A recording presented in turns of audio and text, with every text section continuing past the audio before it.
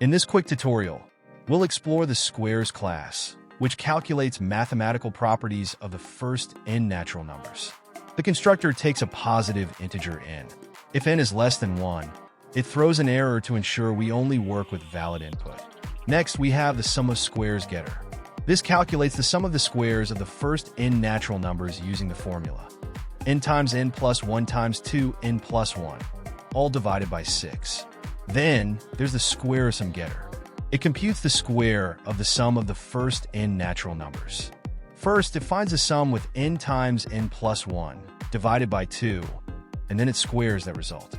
Finally, the difference getter calculates the difference between square of sum and sum of squares, giving us a clear view of how these two quantities relate. To sum up, this class allows you to easily compute 3 important properties of natural numbers. Just instantiate it with a positive integer and access these getters. Thanks for watching. If you found this tutorial helpful, like and subscribe for more coding insights.